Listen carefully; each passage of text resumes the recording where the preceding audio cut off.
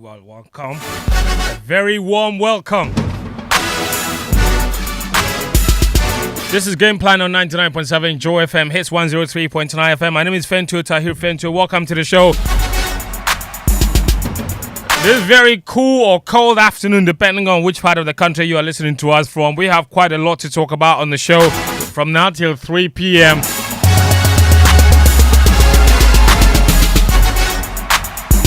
So I'm very happy to be back on this very seat, and today we will cover quite a lot.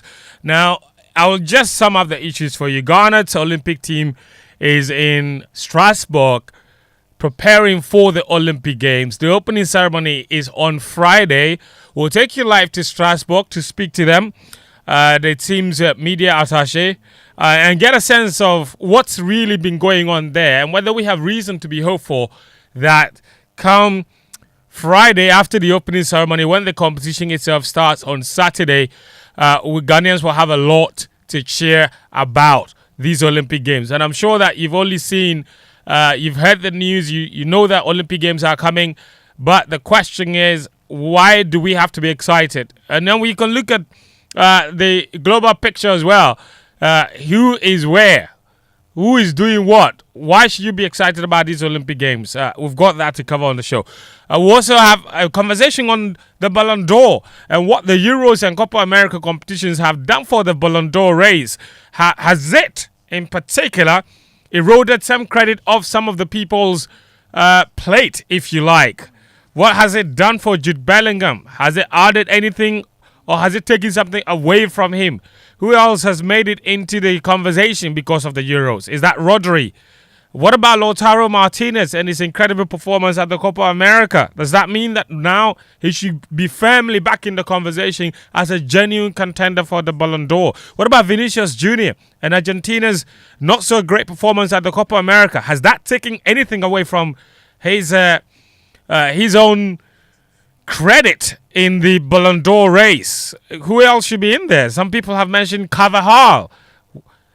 Should he be in there? So we will have that conversation here on the show as well. Man United are moving crazy, are they not? They've signed all kinds of players now after Sexy Zegzi signed for them. Joshua Sexy Zegzi.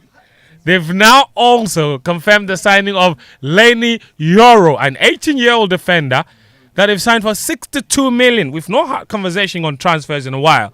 But is that reason for United fans to be extremely happy? Because there's signs that the remnants of the old are all gone. Aeneas really making their mark and firmly putting their identity on this team. We'll have that conversation. And then the racism row that has populated the timeline in the past few weeks. Argentina's players, and Enzo Fernandez in particular, is in big trouble after he was seen in the video singing a racist chant targeted at the French players. So, there's a lot of questions around that, mostly about what should happen to Enzo Fernandez in the wake of this. But there's also the question of why other players that we're seeing in the video singing aren't facing the same backlash as Enzo Fernandez. Because it's very clear in the video, it's not just Enzo Fernandez singing the song, even though he was the one holding the mobile phone. So why isn't anybody else talking about the other players seen in the video? That's one question. But the other question is, what is with Argentina and these issues of racism and a national team players, a whole national team players, targeting the players of another national team? We will look at the whole complex and complicated history of Argentina with racism and what we can do in our own small corner as media, as players, as administrators to try and help with this, I don't know how to call it, xenophobia or racism or discrimination. So we've got a lot to cover on the show this afternoon. It's live and interactive on social media. We're streaming live on X Spaces, so do join us there. We're also live on Facebook as well as on YouTube on the Joy FM channel. If you prefer X and you want to get in touch with us, use the hashtag GamePlan to leave us a message with your thoughts on any of the things we'll be talking about here. For you, who should win the Ballon d'Or? After seeing what you saw at the Euros and the Copa America, who's done enough to win it? Rodri being voted best player. Does that mean that he's now outright leader in the contention to become Ballon d'Or winner, Premier League champion, European champion? You know, is that enough for him? Or Vinicius, La Liga champion, Champions League winner. Bellingham, La Liga champion, Champions League winner. Also voted La Liga player of the season. What about Lautaro Martinez, Copa America winner, Serie A winner, Serie A top scorer, Serie A best player? So we've got a lot. Who, in your view, should be the Ballon d'Or winner? So we've got a lot to cover here on the show. The WhatsApp number is 055-111-1997. The show is proudly sponsored by Petrosol. And Petrosol is always a delightful experience. I will tell you a bit more about Petrosol very, very shortly. But Petrosol, DSTV, proud sponsors of this show. We're very grateful that they could be a big part of us, always a big part of us here on the show this afternoon. All right, cool. Let me introduce the guys. They're in studio, very well seated. We've got a lot to cover today, so that's why I've kept the introduction very short. Sitso, Philip, Atsirim. Yeah, man. How you doing, bro? Happy birthday to Zoom Zoom. Yes, Azuma Nelson. The greatest African boxer of all time. quick. Sitso, what are you doing? Footwork, no. Killer. Oh, Charlie.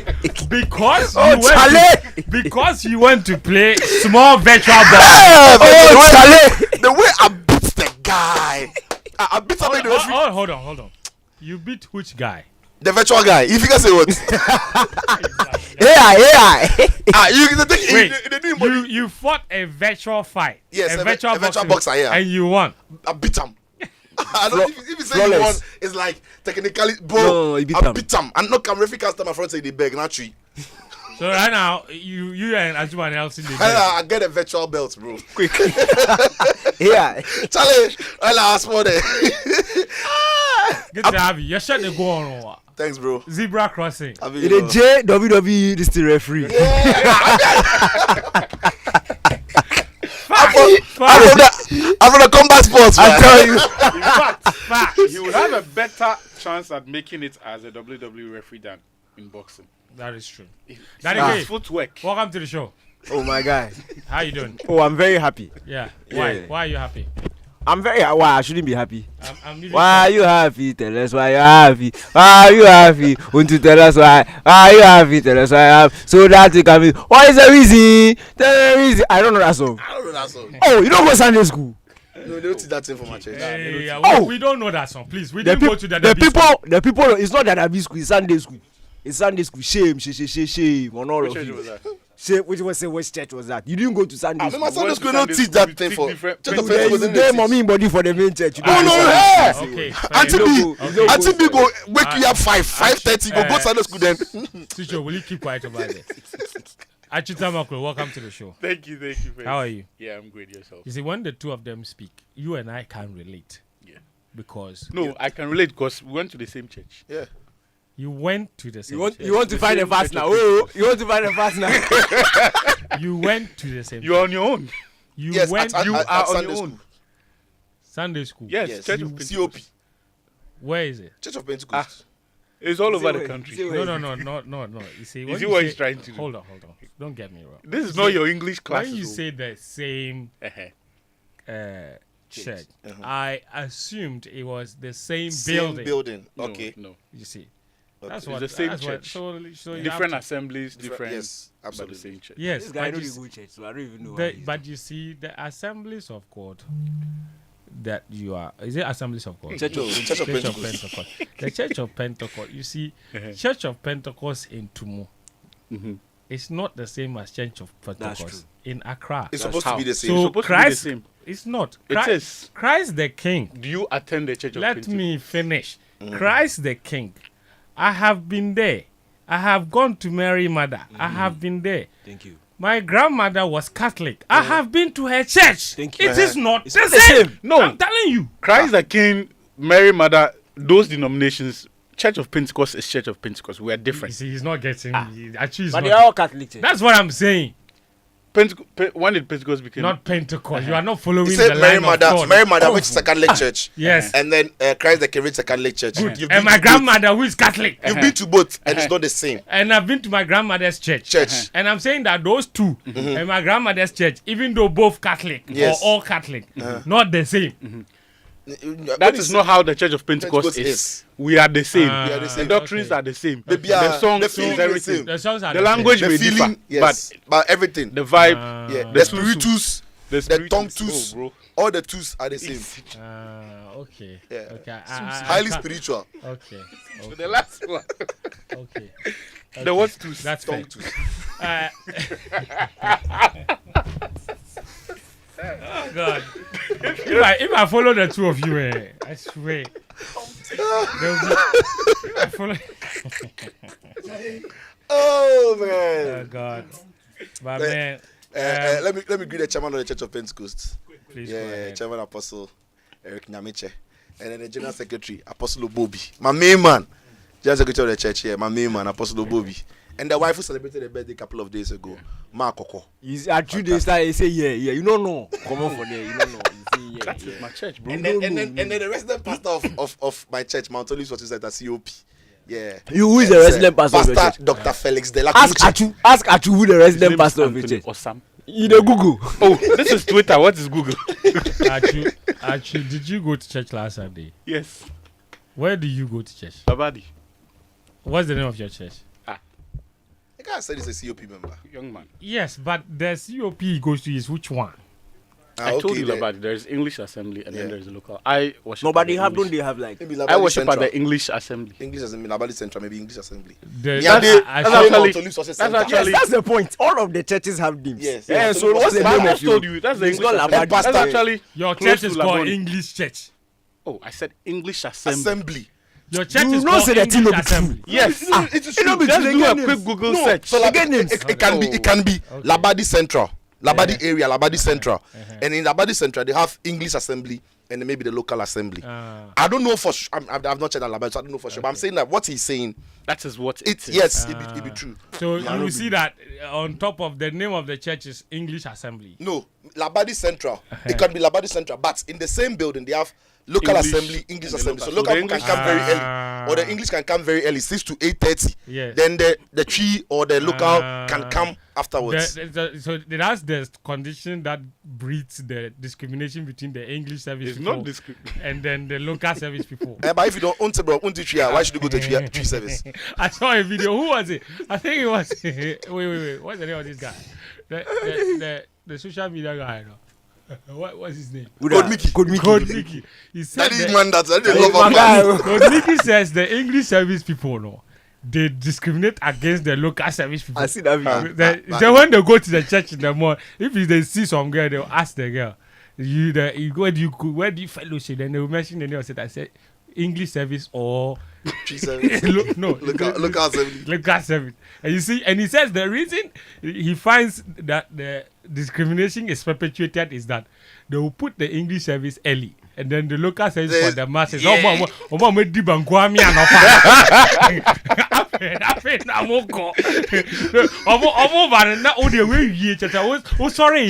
Series. Then you go. Then the local service for the people who have made banquet in the morning. They're not coming. So that one is 9 o'clock.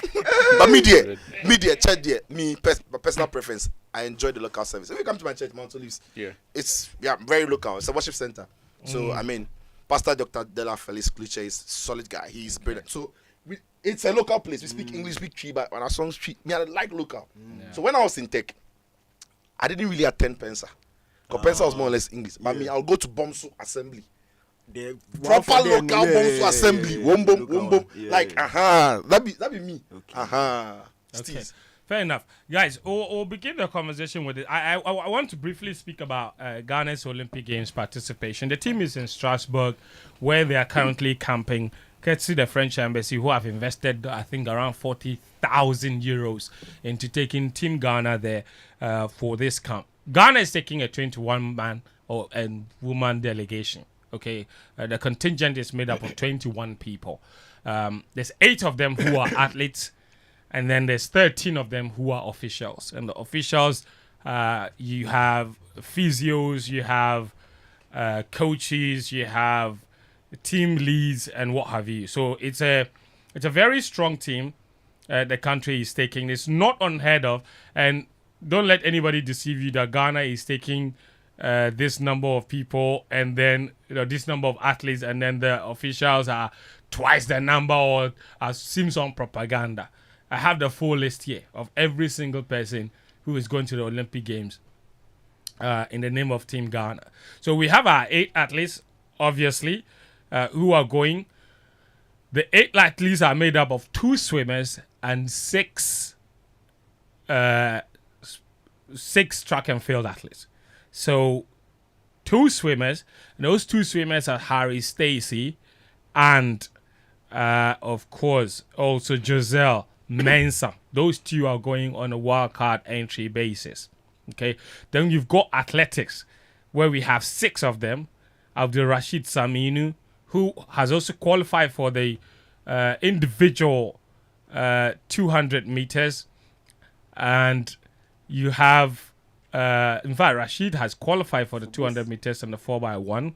That's where he will be running. Joseph Paul Amwa will be running as part of the relay team. Hussein Ibrahim, relay team. Isaac Bosio, relay team. Benjamin Azamati, in fact, both he and Rashid have qualified for the 100 meters as well. So Rashid has qualified for both 100 and 200, but I have been told that he will not be running in the 100. He wants to focus on the 200. Then you've got Benjamin Azamati, who's also qualified for the 100 meters. And you have pretty much it. That's it. Then you have Rose Yaboa, Amonima Yaboa, who will be competing in the women's high jump. So that's our athletics team. Okay, that's our athletics team. All right, and then you have the officials who are going. You have an athletics coach. You have a swimming coach.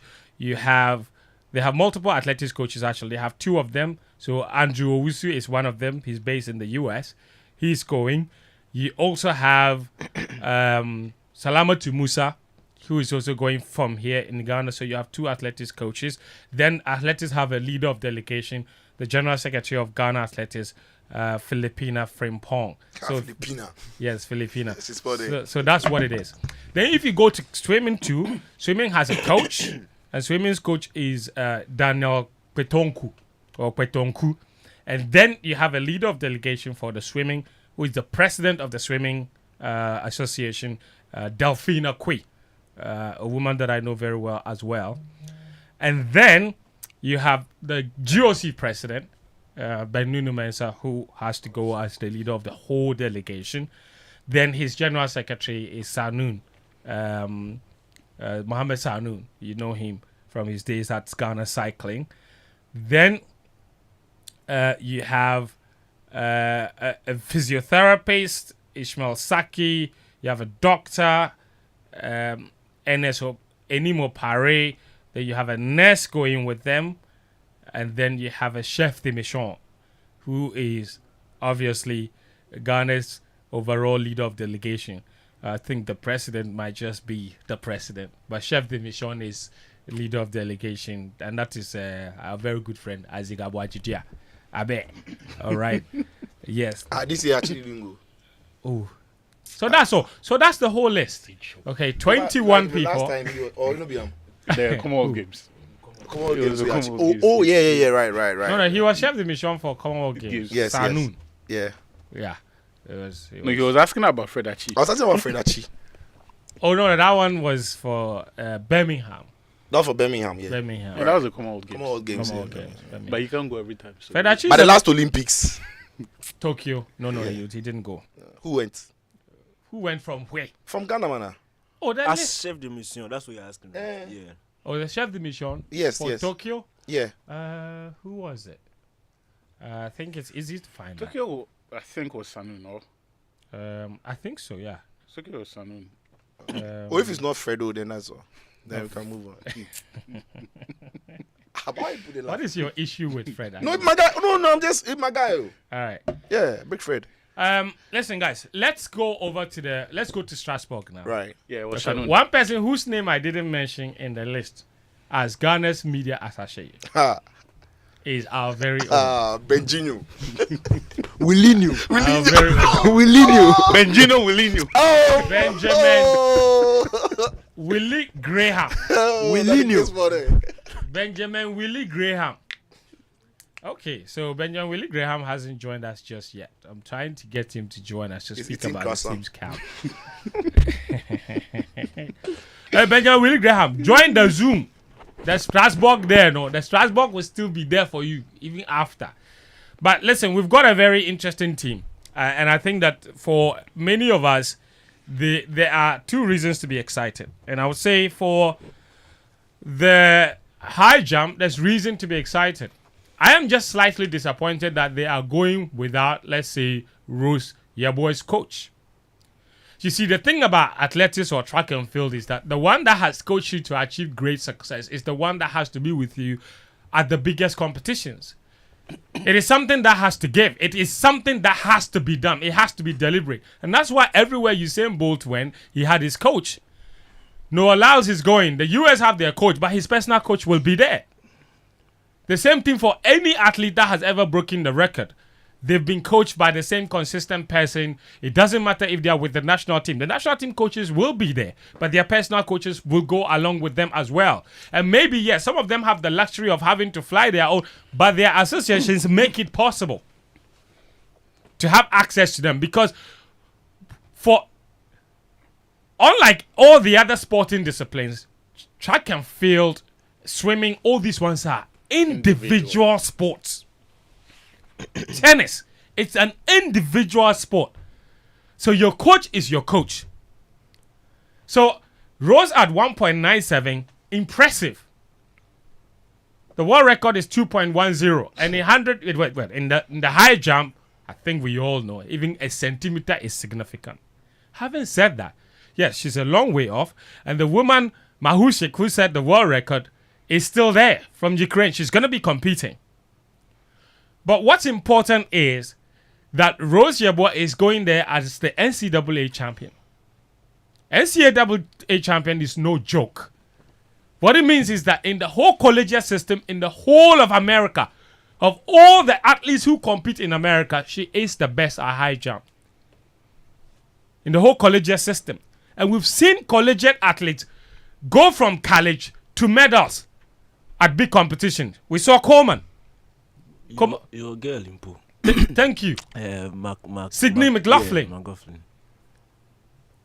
So being a collegiate champion is no joke. And she's the first woman ever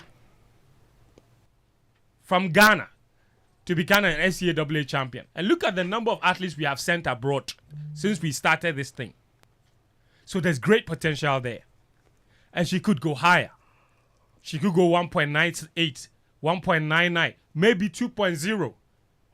But she cannot do that without that coach there from 1.85 to 1.97. That's a massive leap.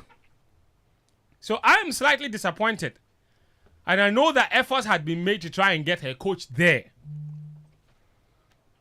But it didn't happen. And these are some of the nuances that you need to get our athletes to go to the next level. Because let's say she starts jumping and she starts struggling with technique. You didn't get it. Whoever is there, and there's no disrespect to the coaches that we have, but you're not the one that taught her that technique. Remember the video when she won the NCAA championship? She sprinted down the track, over the track, and went to hug one person, and that person was her coach. So I'm very disappointed that we didn't do everything possible to take care of that. Listen, but this girl, Rose Yeboah, is the most exciting athlete Ghana has had in the last 20 years. The most exciting. And I'm not trying to spit on the performances of some of the legends that we've had. But she's the record holder in Ghana's high jump for a reason. She has 2 African Games gold medals. She has 2 African Championship gold medals. So for 4 competitions on the African continent, this girl has dominated, has beaten everybody. And you look at all the countries that do athletics supposedly better than Ghana. What it means is for a 5-year spell, she's dominated at every competition. She went to Rabat, she was champion. At the time, we were just in level 100. 2019. She went to the African University Games, she was champion in Egypt. Then the African Championships. Then the African Championships in 2022 in Mauritius, she was champion.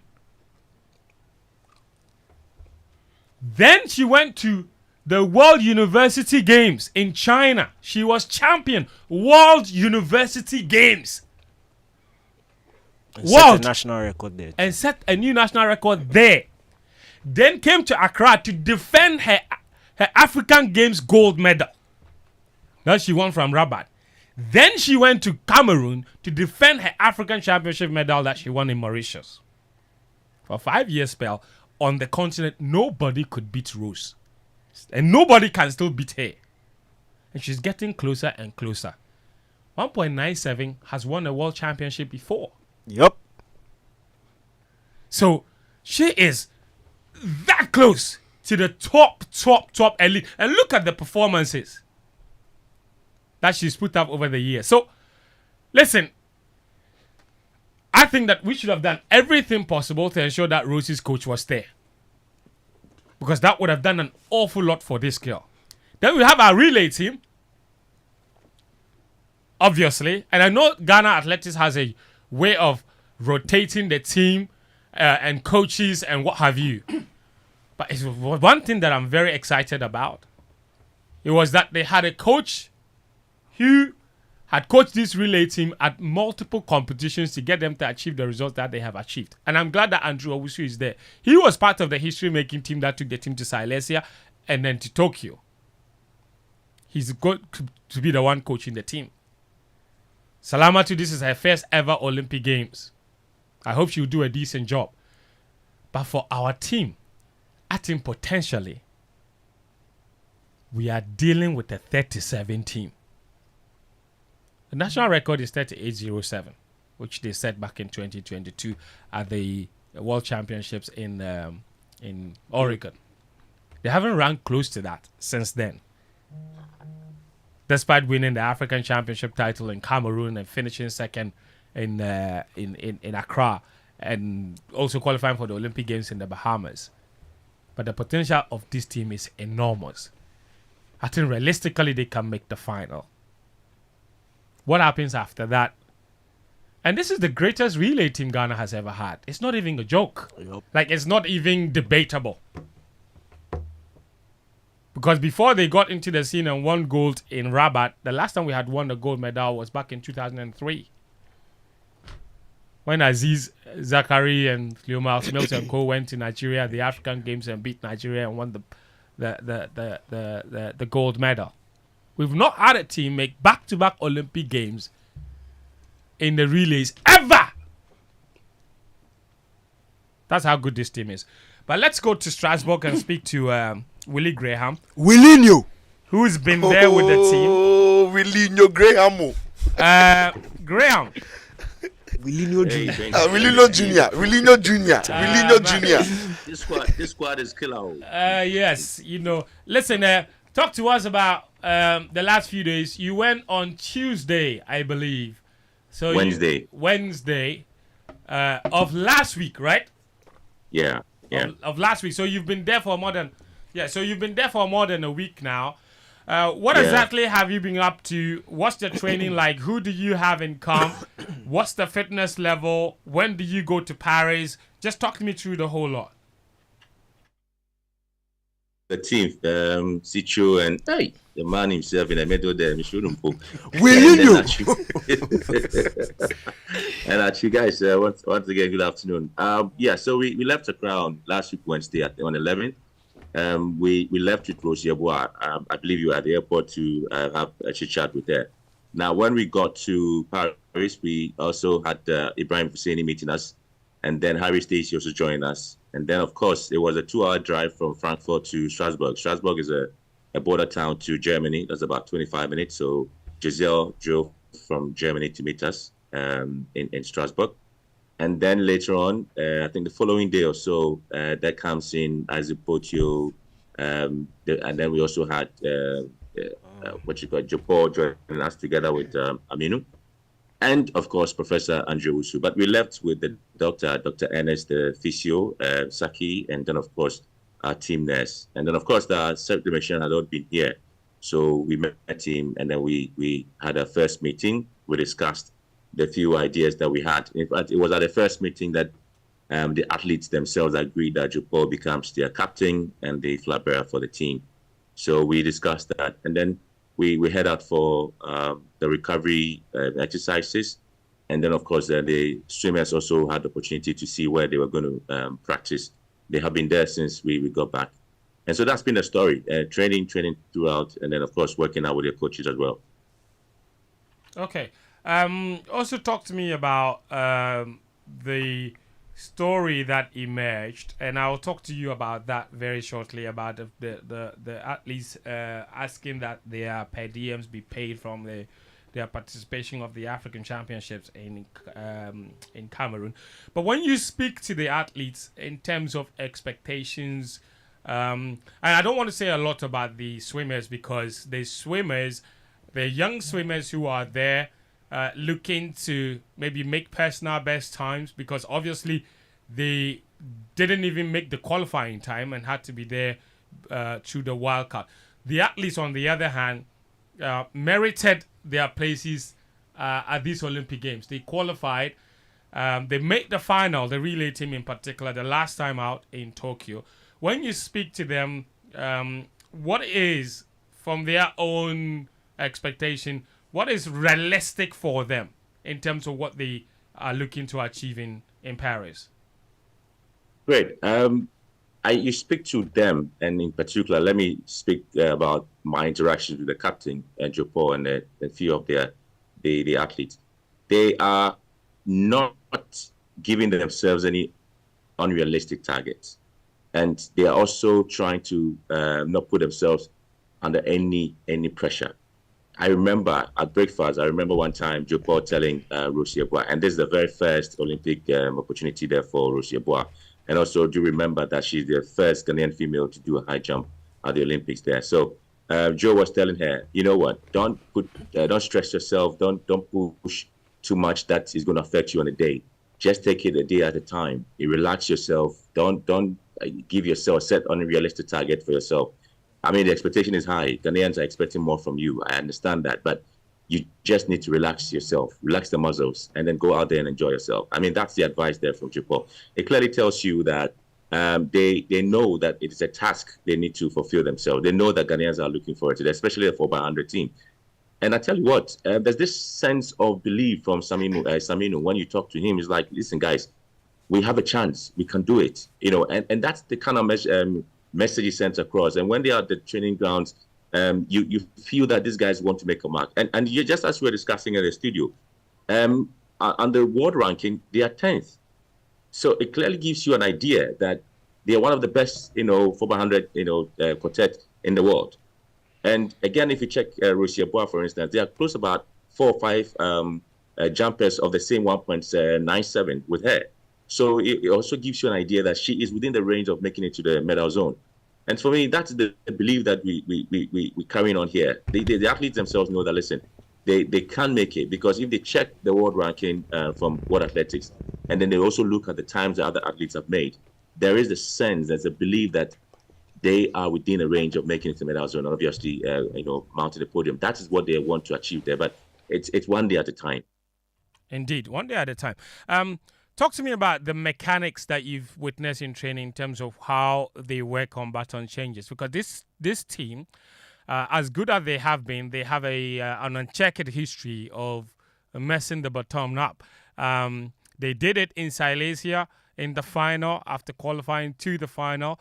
Then in Tokyo, they qualified to the final and messed up the changeover. Then they did the same thing at the Bahamas World Relays as well in the first race. So there is a certain, and also they got disqualified at the Commonwealth Games in Birmingham. So there is a certain history with this team and the baton or the changeover. What specifically has Andrew Owusu and Salamatu been working on with regard to the training? I mean, friend, if you want to talk about that, you have to go back to 1996 Atlanta. If you do remember that final. Yeah, of course. I do remember that. I do So remember it that tells you that. dramatic final. So, I don't like telling that story because every time I tell it, I always have an old athlete calling me and telling me that because that was the height of incompetence in the history of Ghana athletics. The 1996 relay team. Don't even have me started on it. Don't get It's me fine. started on No, it. so Because I just the want to one tell you who that, was supposed to do the team changes went shopping. If I it's tell okay. this story, that It's okay. I just wanted to tell you that All right, sorry. the history, Sorry. But the point is, I have taken time to watch the coaches, and especially when we're doing the recovery. When Salama before Prof joined the team, it was Salamatu that started the workout with the athlete, especially with the baton changes, and then Prof came in, and Prof is spending a lot of time. And also to remember that Azamati is not with us. He will join us on Sunday because I think he had a race yesterday or so. So he's going to join us on Sunday. Now, Prof spends a lot of time with the changes. He really is put a lot of data, a lot of what you call tech into the movement and even the measurement of when to take off, when to receive the baton. So he's stretching the zone and stuff like that. You know, with these athletes. And I am particularly sure. I mean, every time the athlete themselves, they go out there and they do the measurement, they do their runnings, they do their checks. I mean, Professor Andrew Owusu is there. He records every detail and plays it back to the athletes and tells them, you took off early, you waited, a bit late, you did this, you did that. And they go through it each and every day. Ever since we've been here, that's exactly what they've been doing each and every day. He meets them personally. He opens his laptop. He sits with them. We have a meeting room. That's where I am currently. He places it back and back to these athletes, and they themselves, they know. It's been like a rehearsal every day. And I mean, there's something he said, and I asked them, what really caused? He said, it is the anticipation. Sometimes you're playing so many things in your head, and then you are just anticipating this thing will happen, and then you make a mistake. So they just need to get that thing out of their mind, and then they'll be fine. Just too much anticipation would just definitely make you make some of these mistakes. Because one, I'm expecting. And then by the time a microsecond comes out, you miss it out. So these are the details it goes through with these athletes. And I am telling you, it's like, I think there's a weight of responsibility on these athletes not to make those mistakes at this particular event, because they keep telling me that, Ben, we are one of the best teams, quartet teams in these Olympics. Look at the rankings. Look at us. We are one of the best. And so we want to go out there. And I said, so that is the sort of pressure maybe for now, but they're also calming things down. I mean, after the training, we have the game room. We come out there with them. We try to play some games just to take out the pressure that sort of is weighing on them. And I think that all of us can help them, do it better at this Olympics. Graham, what about the story about Rashid choosing to run in just one of the two events that he's qualified for? He's qualified for the 100 and the 200. Do you have any confirmation of which one he's been entered for, or is he running both? He's doing the 100 because I think my conversation indicate that it's almost the same time when the 200 and the 400 4x1 will be happening. So he decided that no, he wants to do the 4x1 as well. So he wanted to do the 100, and so that's the reason. So he's going to do the 100. Okay. Yes. Remember, his teammates see him as the poster boy or the peanut boy of the team because of one. I think he's got a very good time. I think 10.02 or so. He's the fastest in the team. Yes, the fastest athlete currently in camp for the team. So yeah, so he wants to do the 100 and give his best at the 4x100 as well. Oh, fair enough. Talk to us about your kits then. There were reports that your kits were trapped here, but I believe you have everything with you now.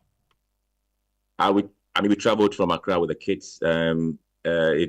GOC made sure that these kits arrived early. We're just looking for a waiver from government, which of course was delaying. And GOC eventually made available some funds and then got it out there. At the Games Village, the athletes were going to receive their running kits. It's been provided for by the sponsor ASICS, and we are told that it's already at the Games Village awaiting the athletes. And remember, ASICS is only dealing with Ghana, but other top athletes as well in at the Games Village. So they are expectant that they're going to receive it. They've had other activities ever since we got to Strasbourg, and we've had some media day. A lot of journalists from Strasbourg have been here to talk to them. Rosie Eboa is currently going to have jumps today at the we call it the Haute Pierre Stadium. It's an athletic stadium here in Strasbourg. So that's where we've been, working with the athletes. What are you guys gonna wear for the opening ceremony on Friday? So you're going with your traditional fugu and a black gown, and of course we have a special footwear there from Horseman shoes, and that's what the team is going to wear. But as I said, today we had a meeting and it was agreed that Rosie Eboa and Japo will be the two flag bearers for Ghana, and also 5 athletes from us will be at the opening ceremony, because the opening ceremony is going to be on the river in Paris. That's where we're going to have it. So 5 of them will be there, and to ensure that they hoist the flag of Ghana. I mean, I don't understand that part. Is it the case that they're limiting every team to 5, or why are they limiting yours to 5? No, I mean, depend on your number. One, again, I'm told that there's a boat that they're going to use. So again, depend on your number. So that's the reason. So they are giving you people a small boat because you are not playing. No, a small country. I haven't seen the size of the boats. I'm not too sure that even Sitso will be too heavy for the boat. I don't know, but I just want to be sure. I want to be sure that if it can contain everybody, I'm sure all of us would have been on it. But I mean, we are giving special attention to the athletes. I was very excited about the fact that the opening ceremony is taking place in the River Seine, or on the River Seine, until I watched a recent movie called Under Paris on Netflix, and it said there are sharks in there. So now my brain can't switch off from what is a movie and what is the reality. But 2 days ago, the mayor of Paris took a dive into the River Seine, as she promised. Remember, she promised that because there were concerns about the cleanliness of the water on the Seine, because there are other events. The water events will take place there as well. So she took a dive in there to swim, just to prove to people that the river is clean. And they spent $1.5 billion cleaning the river. That's how much money they spent on the River Seine. Graham, thank you very much. I think this was lovely. The most important thing for me, I think, for Team Ghana is stretching the zone. I think they've got the speed in them, but stretching the zone in the exchange area is very important. The best teams usually, and stretching the zones basically means that by the time the incoming athlete hands over to the outgoing athlete should have already be hitting top speed. But because of what Graham just spoke about, the anticipation and the fear that you would overrun the changeover zone. Some of them delay too much. They don't take off too early. Or when they have too many conversations with them, they take off too early and then now have to slow down to take the baton, because if you keep going, you're going to go over the stretch, the changeover zone. So all of these things have to be worked on, and I'm glad that they've had enough time. This is probably the longest that Team Ghana is preparing for an Olympic Games in recent memory. You guys would have approximately about 10 or 11 days of camping. That's not enough, obviously, but because before Team Ghana went, there were so many other teams that were already in Paris and had been preparing for the past month. You understand? But friends, let me take this opportunity to say a big thank you to the Deputy Mayor of Strasbourg in charge of sports development and infrastructure. He's a Ghanaian. Honorable Tufo, as I speak to you, he's in Ghana. And he made sure that we were at Krebs. Krebs also received us through, again, the support of the French Embassy. The French Embassy also supported our training camp with 20,000 euros. And so the president of the Ghana Olympic Committee, Benny Mensah, before we came, he has been working with the French Embassy and, of course, the Deputy Mayor of Strasbourg. And I have to also say that the Ghanaian committee, they've also been supportive. They've been coming around to support us. So you say that the 2 weeks is not enough, though, but I'd say that it helped the athletes. At least, how would it have been if we just moved straight to Paris and started the training there? It wouldn't really have helped the athlete there. But I think that the 2 weeks really has gone a long way too. No, to that's what support I them. said. That's what I said. That it's a good thing that you've had this much time to prepare. Remember in Tokyo when in a place called Inawashiro? I don't know if you remember that. I know Washiro. I remember that. Yeah. Yeah, so I think we can do better. Like I said, it's one step at a time, and these athletes themselves are excited about it. All right, cool. Fair enough. Graham, I feel sad for you that you're not going to be part of the ones on that boat for the opening ceremony. But And I'll be somewhere. But you come and meet me. You and I will you'll not be be on the boat, somewhere. but we'll You'll be be somewhere. where? Oh, Graham. Bye-bye. Thank you very much. Thank you, man. Benjamin Willie Graham is media attaché for Team Ghana at the Paris Olympic Games. Basically, everything that we need to know about Team Ghana's preparations for Olympic Games is brought us up to speed. Anyone with thoughts on that before we move on to our next subject? Because we need to move this on. It's a lot to talk about today. Yeah, just the Rosiabua bit that I was hoping the coach's situation would have been resolved before. From what I'm told, it had to do with accreditation. Yeah. Which had not been secured before. And when the window closed, the GOC and then Ghana Athletics did everything possible just to see if a special dispensation would be offered so that he'll be accredited to go. But unfortunately, that was not successful. But she's got a very good chance. If you look at her rankings, she's currently world number 12 now. And it's not like she has to knock off a great deal to get into the medal rank. So even the world leading time or the world leading number that I had to see was, I think, was 2.74 or 2.4. No, if I'm not mistaken. But this season's world leading jump is the world record. It was done just 2 weeks ago. Exactly. And Mahushik 2.10, which isn't too far from her. But I think in high jump, that's a lot. It is far off. for me, That is I huge. think that. No, look, if you look at. But yeah, she's close to the 2.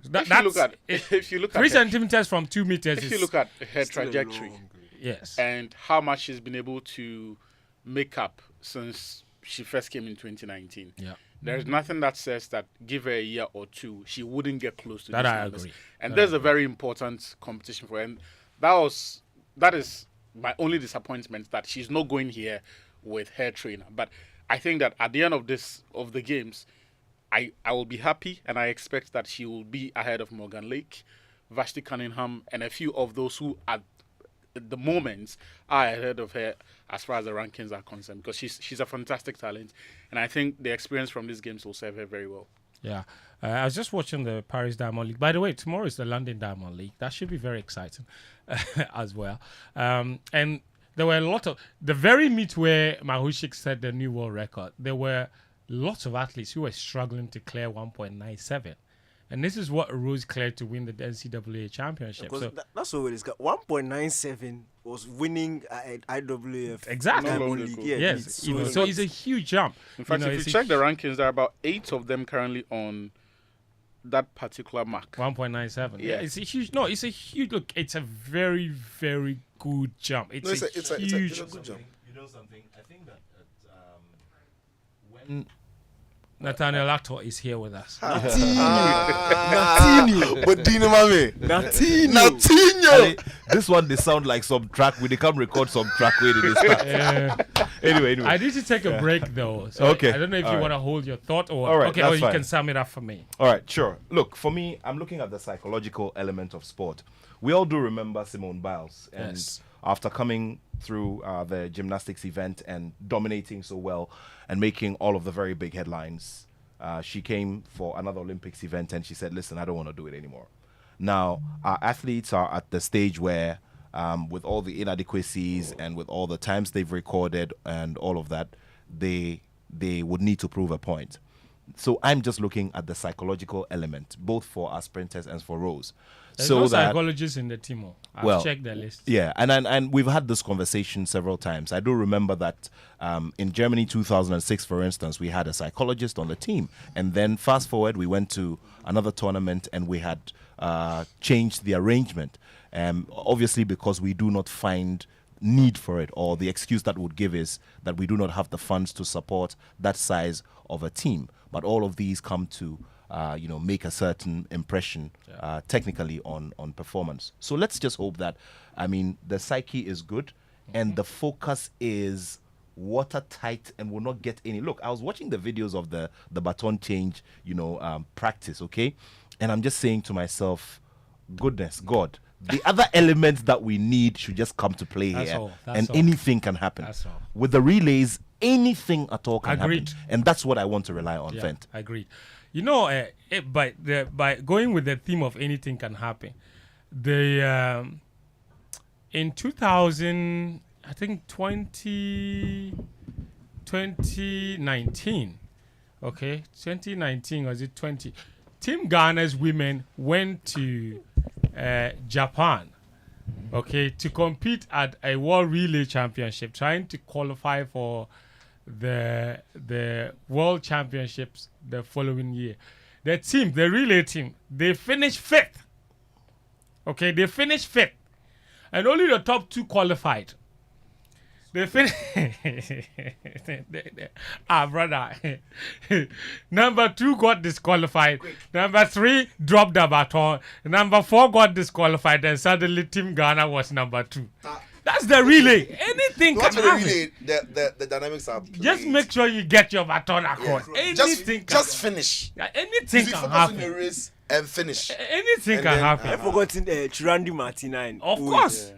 The guy finished celebrating, then they celebrate, start to cry. Yes. You can finish. I happened to the Canadians, I think, in the World Championship or something. Yes. The Canadians too. It They were happened. celebrating bronze, then they brought the results and they were in DQ. Yes. Yes. It lane. happened. Yeah, I think it happened to the Americans, and the Canadians got bumped into medal The position. Americans, I think they crossed the lane or something. Celebration. Suddenly you finish 5th. Then you are hugging each other. And they call them back. Say, Moga, you are third, we'll come back. This is game plan on 99.7 Joy FM. When we come back, of course, also on his 103.9 FM. When we come back, we're entering the Ballon d'Or conversation and then the Man United transfers. All of that still to come here. The show is proudly sponsored by Patrosol. We'll be right back.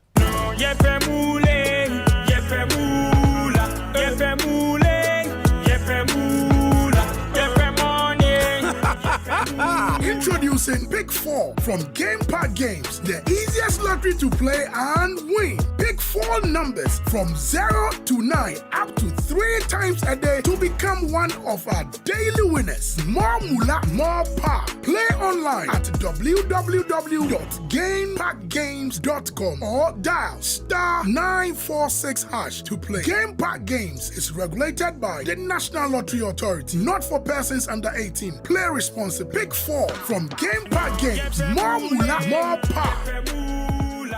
The Paris 2024 Olympics on GoTV is for all of us. For every lift that ended in failure, for every basket that rebounded, for every goal that was just shy, and every stride that was a little too short until it wasn't. That's the first gold medal. This is for the gold in all of us. Get and stay connected to GoTV to witness Africa's athletes make history in the 2024 Paris Olympics live on SuperSport and on the go with GoTV Stream.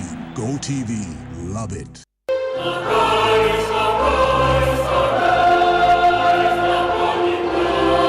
Arise, arise, arise. Laboni, arise. Losa, arise. Arise, let's celebrate 75 years of academic excellence and empowerment. Join us as we launch our 75th anniversary celebration and the unveiling of the logo. To kickstart the anniversary, the date is 1st August 2024. Time is 4 p.m. prompt. The venue is the National Theatre. We are calling all LOSA members across the globe. Come, let's connect, interact, and reminisce from the past. Network and build connections for the future as we put our alma mater beyond the skies. Media partner Joy FM, La Bosco, Wogbe, Lagbe.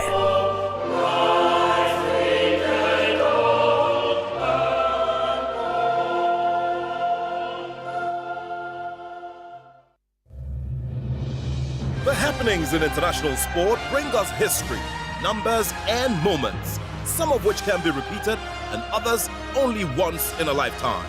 But when all these are said and done, one platform. The Joy Sports Link on Joy 99.7 FM becomes the convergent point for all the deep conversations. On the Joy Sports Link, we delve into the issues from expert and specialist angles with athletes and the persons who make these great things happen.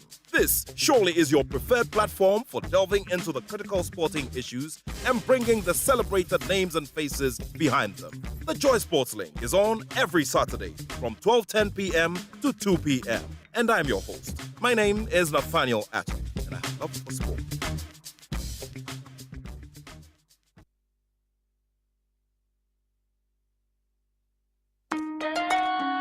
Son, we are so proud of you for setting up this hospital. I really love those hospital beds and waiting chairs. By the way, did you import them? No, Dad, I didn't. I actually got them from Kindle Books and Stationery right here in Ghana. Wow. We also bought our office supplies, safes, executive desks and chairs from Kingdom, and they gave us expert advice on how to set up our office. Guys, that makes 3 of us. I also got our sofa and bedroom sets, plus our dining hall furniture for our new home from Kingdom. Wow, Mom, that makes 4 of us. I usually get my stationery items from Kingdom, and my teacher also mentioned that our classroom furniture was provided by Kingdom. So there you have it. Whenever you're thinking about setting up an office or acquiring furniture for your home, etc., Kingdom Books and Stationery should be your first point of call. With over 40 years experience in the industry, we stock and supply a wide variety of globally sourced office and home furniture, stationery and equipment. Visit our head office, Osu Akwaje, or our office near the Osu Stadium. We're also in Tema Community 1, opposite Olam SHS, Kumasi KNUST campus, UCC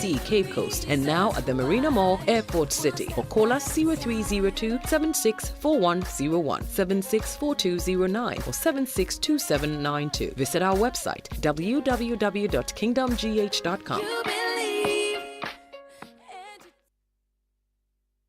Joy 99.7 FM.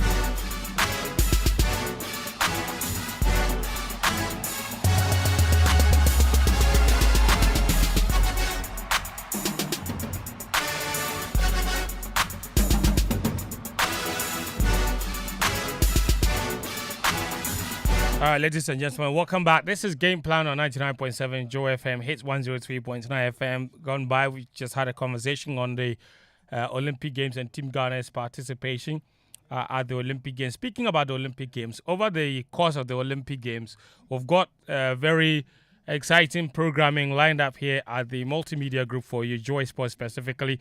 On Wednesday, next week Wednesday, on the 24th of July at 9 p.m. on Joy Prime, we have a special Olympic Games preview show for you at 9 p.m. on Joy Prime on Wednesday, where we'll look ahead to the start of the Olympic Games and tell you what exactly you should be excited about, both locally, on the African continent, and globally, where the key battles will be coming from and all of that. And then starting the following Monday, the 29th of July, at 9 p.m. every day, we have a show called Inside Paris.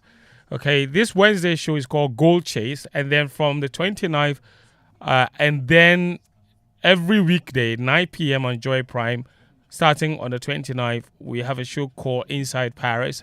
It's 1 hour on Joy Prime, reviewing all of the day's action from the Olympic Games and putting perspective on them. So, whatever the big stories are from Paris, we'll have that available for you on that show, with opinions, interviews, everything that you've missed during the day because you're busy working and what have you. At 9 p.m. each day, starting on the 29th of July, we'll have a wrap of the day's events for you with insights and interviews and everything else that makes it a very rich experience and conversation for you. And some of the people that are also helping us do that, of course, is OMD Media Rich. They themselves have done a very wonderful report from Geopol, in collaboration with Geopol, I beg your pardon, on the Olympic Games. And we'll be sharing part of that report with you, okay, going forward in our subsequent bulletins and our subsequent shows. But it's a very interesting report that captures all the different elements of the Olympic Games, including how people are watching the Olympic Games and what have you. They surveyed, for example, 79 They surveyed people on the awareness of the Olympic Games, and among those surveyed, 79% were aware of the upcoming event, while only 14% answered no, and 7 were uncertain. And in Ghana, more than 80% of the people in Ghana knew that the Olympic Games were coming on.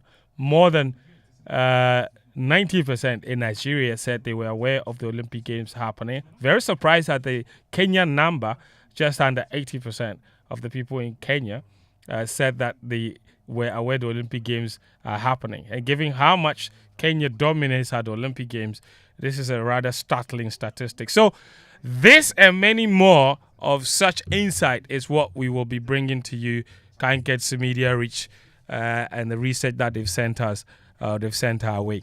Your messages are welcome. 055-1111-997, 055-1111-997. You can also reach out using the hashtag Joy.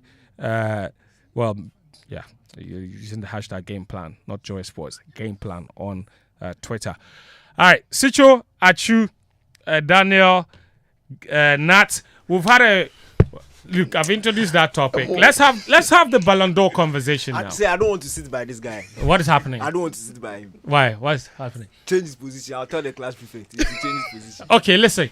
The Ballon d'Or and what has happened at the Euros and the Copa. What has it done to the chances of all the ones who are in contention for this Ballon d'Or title? I've seen people say Jude Bellingham's performance at the Euros means that he's no longer in contention. Somebody said by virtue of winning best player at the Euros and winning the Euros, it should go to Rodri. I've seen another person say Vinicius Jr. didn't do well at the Copa America.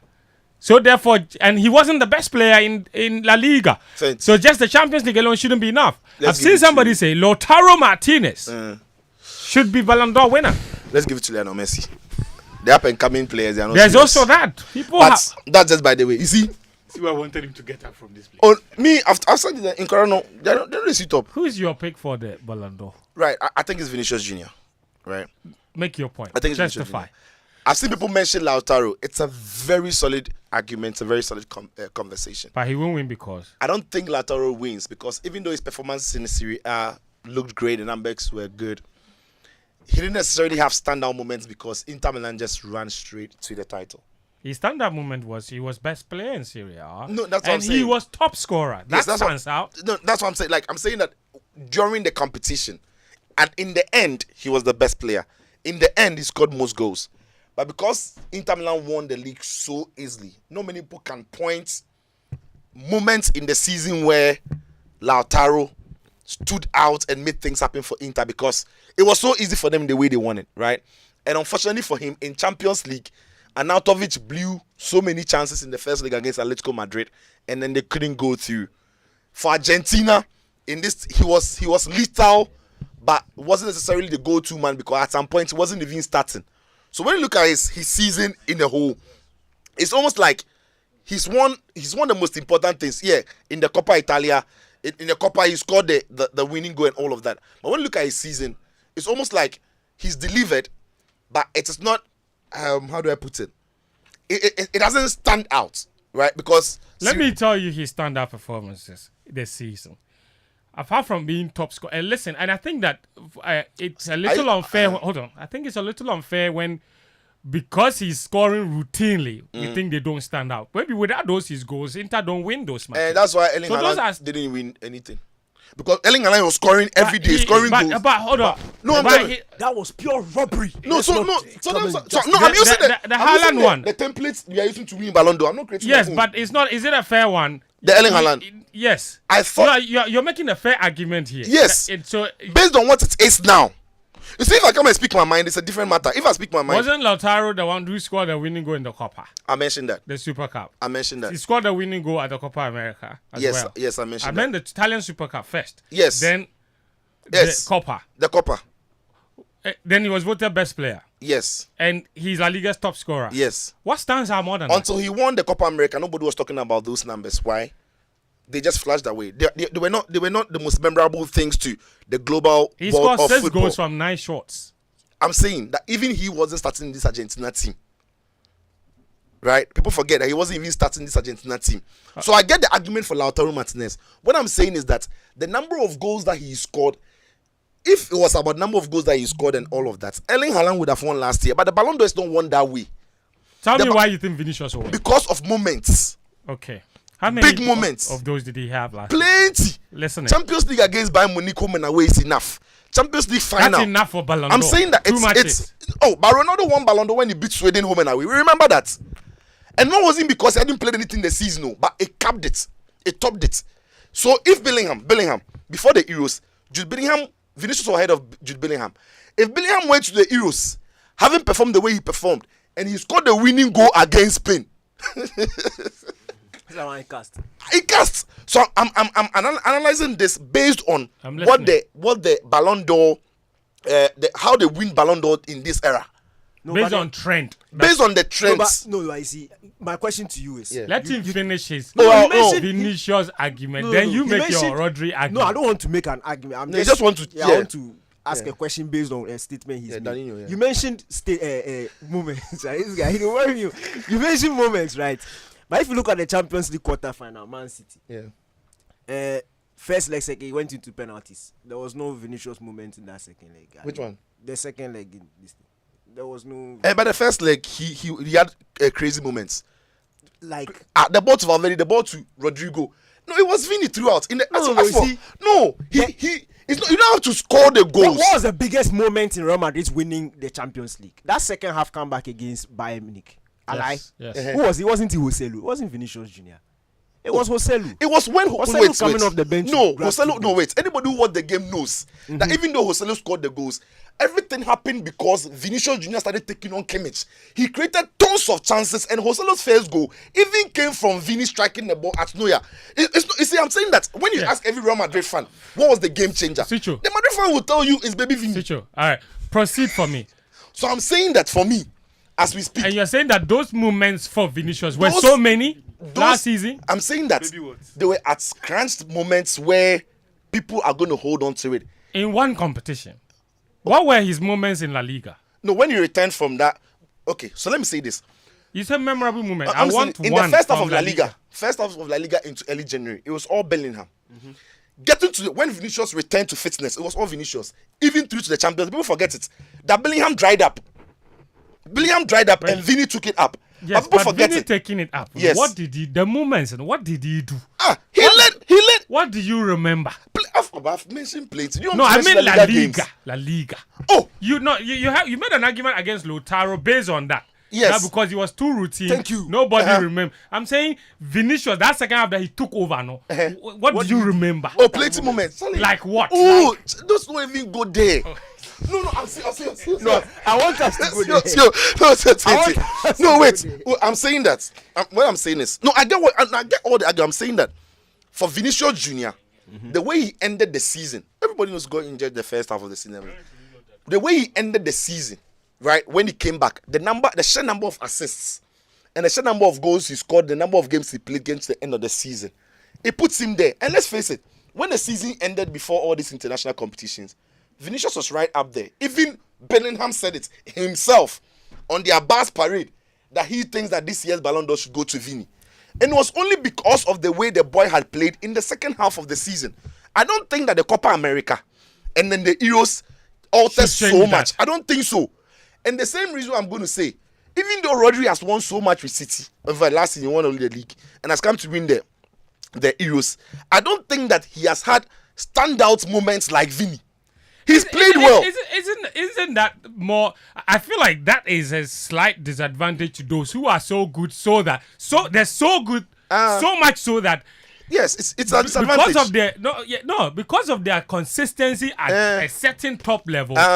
Now you don't regard what they do. Just like Erling Haaland was scoring over 100 goals in 2 games, and he said that. Sitso, thank you. So you only scoring. Daniel. So I think it's 5 minutes. I think Lautaro should win. Okay. And I think Lautaro, you see, football is very interesting, but the competition is based on, the award is based on what has happened within a certain time period.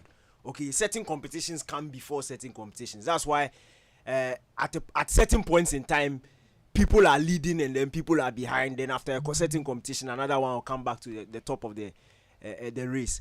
But I think that the season has ended now.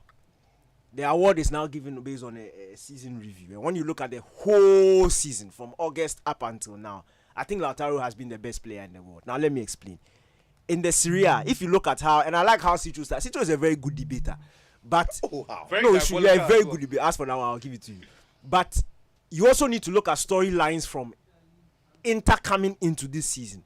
Napoli had whisked everybody away easily in the Serie A last season. They came into this season, Inter Milan, needing to fight back to regain the title. And they did it brilliantly. The Serie A was being fought up until, I think it was December, when Inter beat Juve.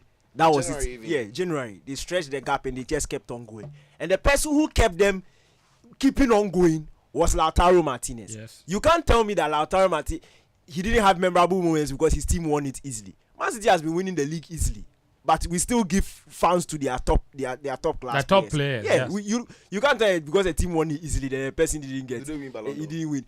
No, it's not about did he win Ballon d'Or. Somebody was supposed to win. We know why he didn't win. But the point is, Lautaro has finished the season winning the Serie A. He finished it by being the best player in the Serie A and winning the top scorer in the Serie A. Yes, in the Champions League, it didn't work too much for him. That is fine. Then he goes to the Copa America, which is the biggest continental, in fact, the biggest international competition in South America. This one crowd was including North America. Including North America. Because there were 6 North American countries in there. The best North American so teams. 2 continental competition. It is a combination of 2 and the best of some Panama and USA. Try to stop that. The USA, no. Who will stop past USA for the... No, Fent. Those 6 teams that were invited from North America are the best teams in North America. Factos. Stop. So the best teams. No, Mexico, USA, Mexico, Canada, Panama, Reggae Boys, Costa Rica, Jamaica. Costa Rica. Yes, They're the best. They're the best teams in CONCACAF. You don't know. You know that for sure. It is factors. Thank you. The FIFA rankings. There is no better team in CONCACAF that was not at CONCACAF. That was not at the They are Copa. the best. Panama was there. Panama were at the World Cup in 2018. Yeah, so what? Why? Why Gala no go World Cup? They mean say what? 210 countries in the FIFA members. Panama were one of the 32. You are telling me it's Honduras were at the World Cup too. So if they come to the World Cup through their confederation, what have they done? They've done something. They've done something. What's your problem? But what's your problem? When you go to the World Cup, you celebrate. But Honduras, when they go, it's nothing. Is that why they sit up very rich? When you go to World Cup, you go out group stages and you expect that you should be qualified for round of 16. That you can consider for me. Don't mind Sitso. Now let's go to the Copa America. Let's look at Lautaro Martinez's performances in the Copa America. Sitso again is a very good debater by stating the fact that he wasn't starting games. But look at the impact. He scored the winner in 3 matches. Yes. Argentina won 4 matches impact. in all. He scored the winner in 3 matches, including the final. He scored in fact, the records are here. I have it all here. So Sitso can read it for me. Sitso can come and do all these things. No, in fact, he scored a goal in the quarter final against Ecuador. The game went to penalties. The only game he didn't score was the easiest game on paper. The one he didn't even have to do anything. When Messi decided that he would do his job, and he actually scored a goal in the competition. That was a semi-final. He scored the winner in the final. He scored a winner, in fact, a brace in the last group game against Peru, which gave Argentina their 100% record. He scored the winner again in the second group game against Chile. I mean that one you like. He came to score again in the opening game of the competition against Canada. So he's 9 shots in all he took. He wasn't wasting his time. 9 shots in all he took in the Copa America. He scored 6 goals. Finishes as Copa America top goal scorer.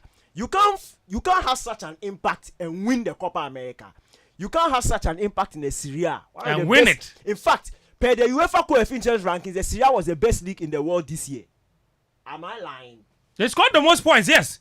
Fact. Serie A was the best league in Europe in the UEFA. Yes, 24 season. Yes, Serie A teams amassed the most coefficient points this season. He was the best player in that league. Now let's break that one down because the only thing we don't break anything. We won't break anything down. The only thing that didn't work for him. The only thing that didn't work for him.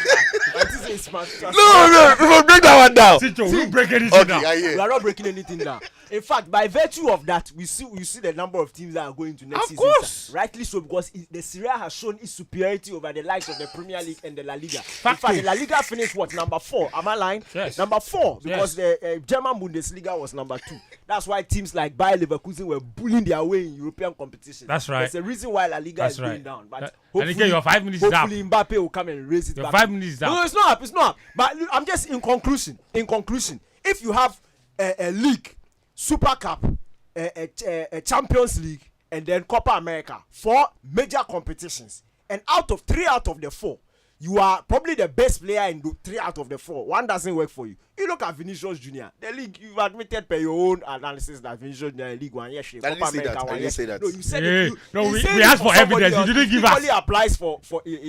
We asked for. No, he said from February he took over. We said memorable game. He said plenty. We said mention one. He said plenty. Yeah, what's Lataro's memorable game is here? His memorable game is here. He won the league and he was best player. See, you too, when you win the best player, come and say something. You didn't win best player. Okay. No, in conclusion, yes. Copa America, Vinicius didn't do anything. He and his brother, Bellingham. No, Bellingham too. Bellingham is Vinicius senior. Bellingham Champions League 1 year. He was only celebrating the trophy. Vibes and Kwan. He didn't do anything. Group stage. Vinicius who did group stage merchant. Important moments when it counts. You see. Cut across. The only thing that didn't work for Lautaro is Champions League, and that one for Inter Milan. If they go out around the 16, and it's not Lautaro. It's not even Lautaro's fault. You say it's not anything. My guy, Danny, thank you. But the only thing he didn't add is that Vinicius went out in quarter final. He didn't even play. He went to dive and he got yellow card. But to be fair, Danny, is that not credit to him that because he didn't play, Brazil were nothing? This and should play big players. Big players when you're on yellow card and they know another one will take them out. No, they are careful. Just a second. I'm saying that Danny try. He went to dive. Vinicius was diving. Vinicius was diving in Copa America. Ask him. Now you are delving into the realm of allegations. Honest players also deserve Ballon d'Or. Dishonest players don't deserve Ballon d'Or. He went to dive. I'm saying that. See, what Danny has said is true. Everything he said. Yes. Even now, he's just about convincing him that Lautaro. But the one thing he left out, one thing he can't analyze, is the Real Madrid aura. The Real Madrid aura. That's the only reason why. That's the only reason. And is that a fair metric? No. It's not fair. It's not fair. That's the reason why Haaland didn't win. Is it a fair metric? If Haaland play for Real Madrid, don't shy. If Haaland play for Real Madrid, like you think they'll dare give that thing to Messi? Atsu. It's aura. The two of you. Hey, please behave. Thank you very much. Atsu Tamakloe. Rodrigo. Vinicius shouldn't win. Okay. Lautaro Martinez shouldn't win.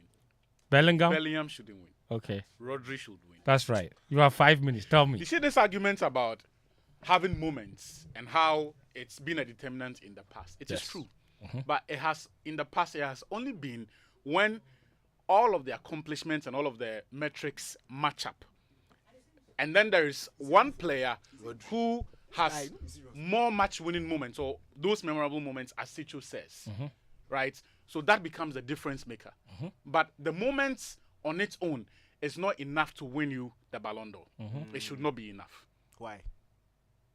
You need a body of work. And as I've said, it is only when all of them match up in terms of all the metrics that you would like to consider. Yeah. But one person has more memorable moments, to quote Sitso, then that can win it for you. Vinicius Junior. In La Liga, yes, he got injured, but it is nobody's fault. Bellingham balled out.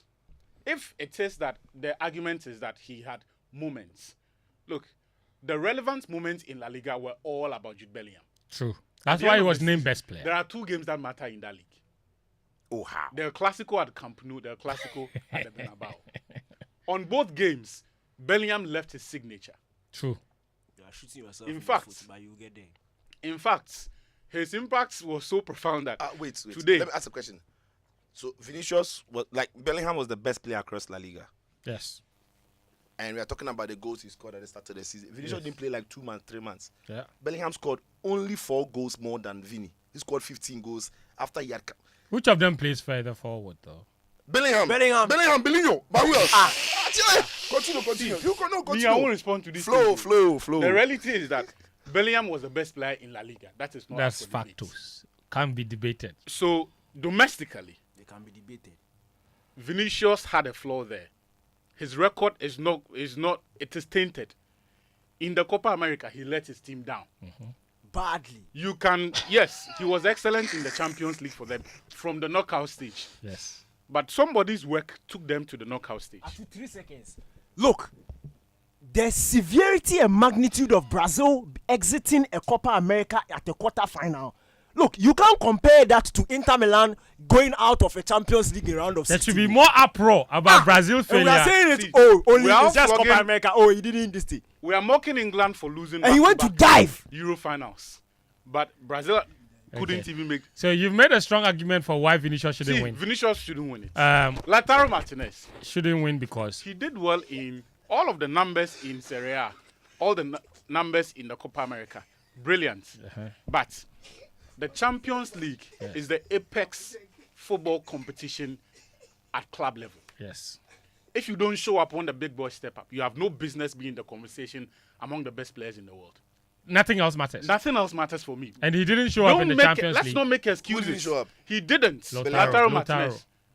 Look, yes. So therefore, you don't even want to entertain that. Let's not Fair entertain enough. that thing. Bellingham, yes. His main value or credits comes from that La Liga campaign. And then the group stage of the Champions League. Beyond that, he was just another good player on the Real Madrid team. True. At the Euros, he flopped. Big time. He let his team down. Big time. Of all the 4 players, Rodri is the only one with an unsullied record. Yeah, he no floor for Champions League. Rodri, no floor for Champions League. He's the only player with an unbesmirched record. Like everywhere. The body body Champions League. The Sitso has asked a good question. Didn't You he don't flop flop in the for Champions Champions League. He showed working everywhere. You see the way he's evading that one. You see, he What showed Champions working even in the league everywhere.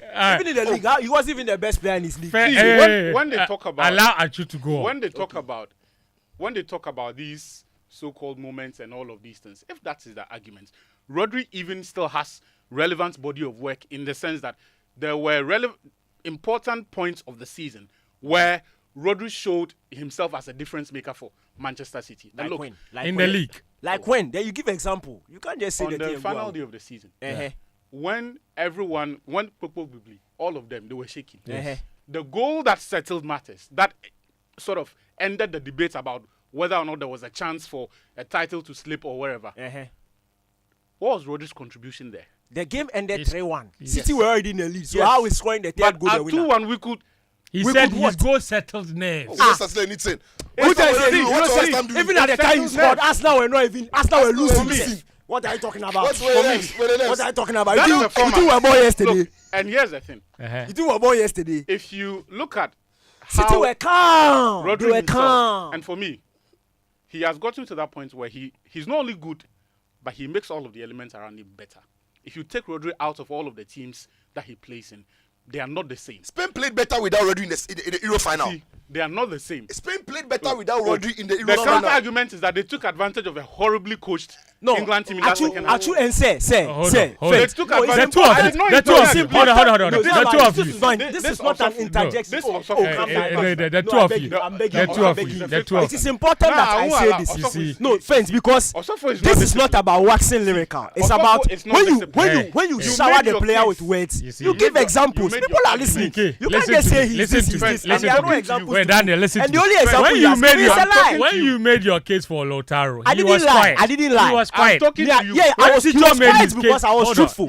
I can't be quiet because he's lying. He said that he scored a goal that settles nerves. Meanwhile, when you go back to the moment, Arsenal were determined. City were 2-1. Who said there were no nerves at City? Were you there? You want to sit here in Kokomlemle and determine the nerves at Island? I forgot you were in the stadium that day. Were you there? You want to sit here and determine that there were no nerves at Island? Where were you sitting? Where were you sitting? Oh my God. All right, listen. Please behave, okay?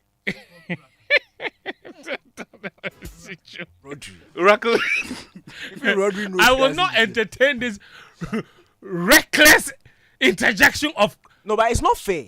Atsu, you are the moderator, and it is imperative that he speaks the truth. He can't just wax lyrical and lie to the audience. He's supposed to provide factual evidence, and the only evidence he has provided is a lie. Listen, nerves is a feeling. It's nerves. It's a feeling. We are not talking based on feelings. But he said the people were Facts nervous. doesn't respect feelings. Facts doesn't respect feelings. Put his microphone off. Let him make noise into the air. Okay, Atsu, you finish for me. Thank you. Go on with Atsu. Rodri makes everyone around him better. Look, if you look at City's performance without him and when he was in the team, yes, it just goes to show you his level and the level of importance to the team. When City lose Kevin De Bruyne, they may not necessarily replace him, but they would find other variables to make it work. Okay. And they won't look significantly inferior. Even Erling Haaland, City can find a way to get the goals, just not as much as when he's in the team. Yes. What about Spain without Rodri? When you take Rodri out, there's not a single player in that City team. There's not a single player in that Spain team who can give you what Rodri does. But we saw in the second half Right. in the Euro There's not a final. single But player. can Zubimendi do it for all those? Hold on. No, can he do it for all Fence. those matches? Fence. Why can't It's he one do thing it? doing it for 45 Why minutes. can't he do it? Why? 45 minutes is a major final. You want to tell me that picking off a badly coached England team in that second half is enough proof that this guy can do it over all of the times that Rodri has done. Thank you very much. There is not enough consistency in there, and I won't respond to any of these things. No. Look, Actually, finish for me.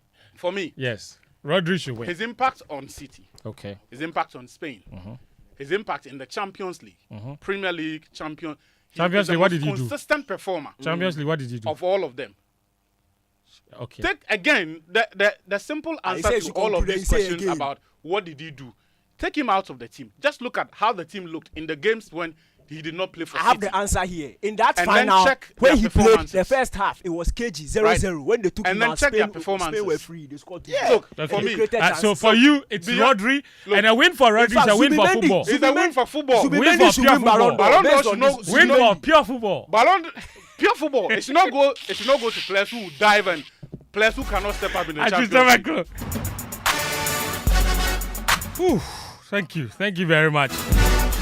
This is Game Plan on 99.7 Joy FM on Hits 103.9 FM. Let me tell you about Petrosol. Every drop matters just as every penny counts. Good quality fuel enhances your vehicle performance and reduces maintenance costs. So take no risk in times like this. All you need is value for your money. So look no further. Drive to the next Petrosol fuel station for your clean, accurate quantity fuel suitable for new technology vehicles. Be a happy customer, filled with smiles, drive more miles, and save some money. Petrosol, your clean, quality fuel in full quantity. Petrosol, always a delightful experience. I've got your messages 055 1111997. Also, the hashtag Game Plan on Twitter or X. I will read them for you. Nat is also still here with me. I'll let him bring some nuance into the whole racism conversation. And then the United boys are here as well. So we've still got a few minutes to cover that, plus all your messages. But in pursuance of its commitment to excellence and stellar leadership, the UPSA Law School proudly presents the 2024 Lifetime Achievement in Law Award and honorific lecture. The event presents a high-level opportunity to recognize and acknowledge the outstanding and exemplary contributions of notable Ghanaian personalities in the areas of the rule of law, governance, and the legal academy. This year's Lifetime Achievement in Law Award will be conferred on Nana Dr. SKB Asante, the Paramount Chief of Asante Asokore and former Director, United Nations Center on Transnational Corporations, and he's also Chairman of the Committee of Experts which drafted the 1992 Constitution of Ghana at an August ceremony befitting the aura of the occasion. The event comes off on Thursday, 25th July 2024 at 5 p.m. at the Kofi Ohene Konedu Auditorium at the UPSA. Let me tell you about Chalkbox Technologies. Chalkbox revolutionizes student life by delivering textbooks, provisions, and birthday packages straight to campus, saving time and hassle. With easy ordering via the website, apps, or phone, students can focus on what really matters. Chalkbox Plus extends convenience, offering wholesale delivery to homes or businesses. It's not just a platform, it's a lifeline for busy students, professionals, and families in Ghana. So experience the convenience. Just call 0302 239-134 or 053-047-4694 or just go to chopboxonline.com and download the Chalkbox app as well, and then go and enjoy. Start delivering stuff. Easy peasy. Also, get ready for another exciting and memorable time with the family as we bring you another fun-packed edition of a CTKIS Family Fun Day 2024. Is the CTKIS Family Fun Day 2024. It's on Saturday, 20th July, which is tomorrow. Tomorrow, yeah? Mr. Ato, tomorrow? Christ the King School. Christ the King School is CTKIS, yes. Danny King School. Yeah, Christ the King School. That'll be. Christ the King International School. CTKIS. Charlie, this car is at 9 a.m. Anyway, yeah. 9 a.m. Yeah, 9 a.m. We go carry the pickings. Yeah, 9 a.m. to 6 p.m. The rate is just 50 Ghana cedis. Fentuo Junior. Yes, Junior please. Fentuo. Yes, please. Yeah. You can get a ticket for *7 from *713 *906 *713 *906 hash. They I think it's free for Alma Mater or no. Danny K, is it free for you?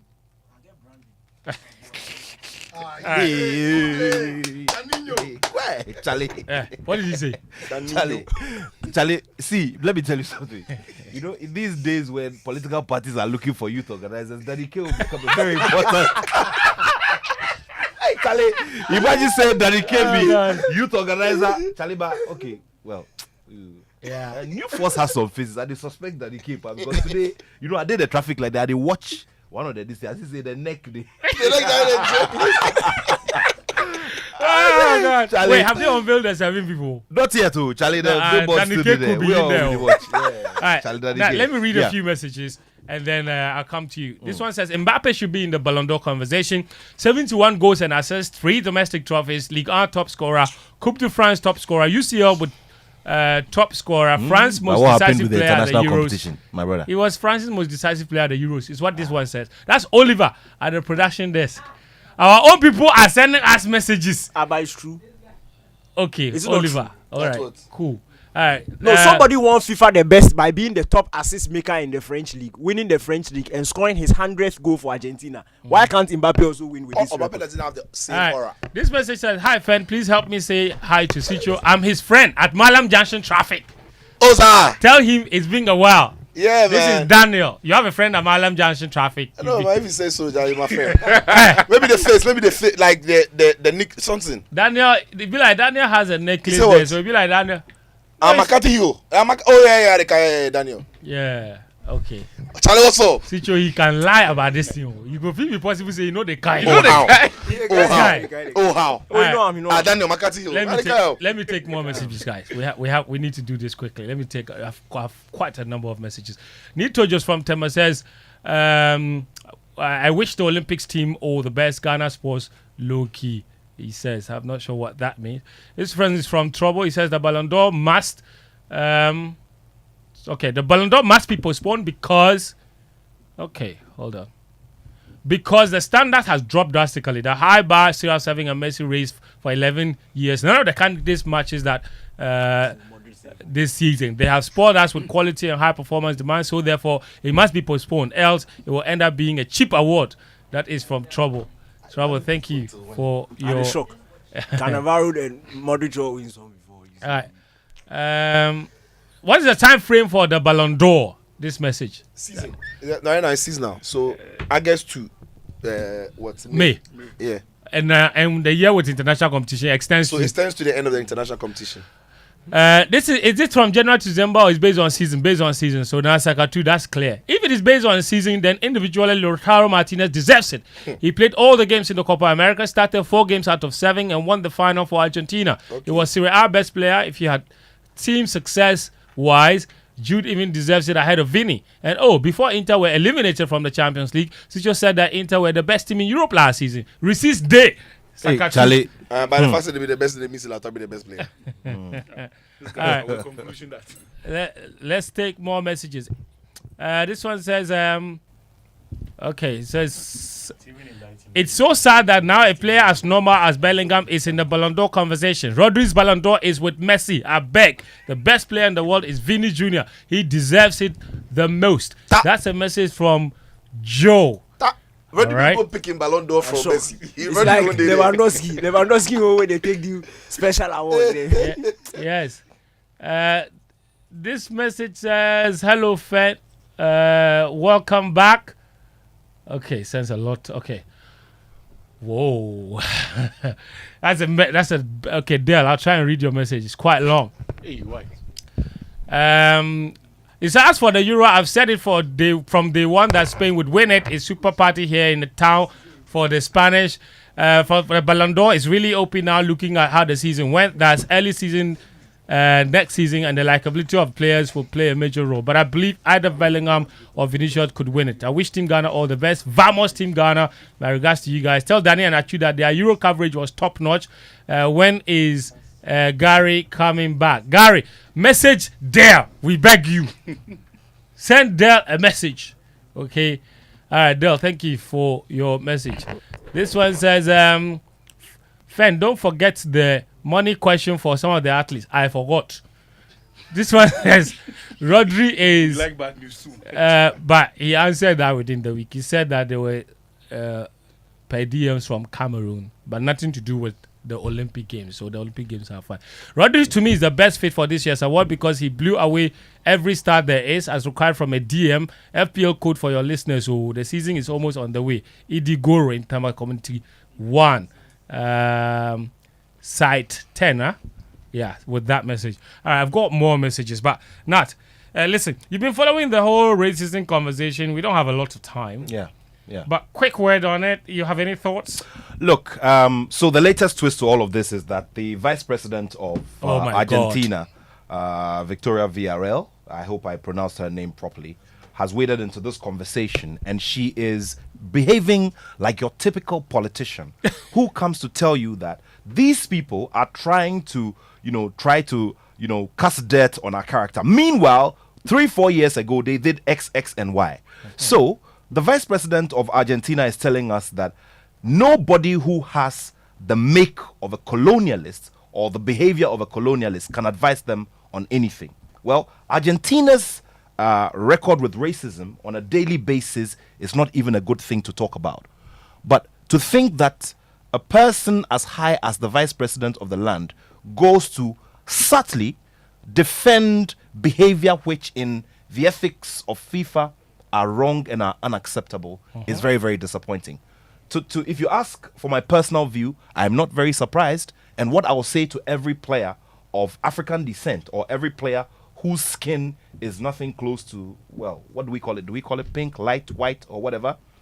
All you need to tell yourself while you're playing is that I am here to make my name, to perform for myself, and add my name to the history books or stamp my foot in the history books and go away. Yeah. Because if you decide to think about what people really think about you, look, this is not going anywhere. You remember when we were covering the Euros and I kept telling you about Saka and how if Saka had gotten himself into yet another penalty shootout situation, there would have been that little nudge, of course, and he would just go back to the last time when he missed that penalty. Again. Exactly the point. So this is a very simple matter. He's not. I'm looking forward to seeing when FIFA will start cracking the whip properly and showing proper, commitment to to eliminating this if they can. You understand me? Yeah. Because every other time these things will come up. They'll come up in our leagues. They'll come up in international competitions. They will always come up. But to say the least, I think that the behavior of the vice president of Argentina is very, very, very disappointing and unacceptable. Yeah. Thank you, Nat. Tamakloe, Daniel Koranteng, and Sitso. We'll take that Man United conversation onto Sports Zone on Monday. FIFA must ban all the boys in the bars for life. Because if it was fans, if you catch fans at the stadium, they see them physically. You ban them for life. Yeah. So but why would the stars? Yes, so they play Enzo and Co. You don't even give the fans an opportunity to apologize. I don't like Enzo and Co. Who are the Co? Who are the? Enzo was the one posted. They don't have aura. Enzo was the one posted. So they have to ban all the boys in the bars, including the leader. Bye bye. That's our show for this afternoon. Thank you so much to all of you for tuning in. Thanks to our sponsors as well, Pay2Saw. Before we go, a very happy birthday to you, Beatrice Ajepoma Enchi. That's from your love, Emmanuel from Legends Clothing. We're back again next Friday. Until then, do enjoy your weekend. Take care and bye-bye.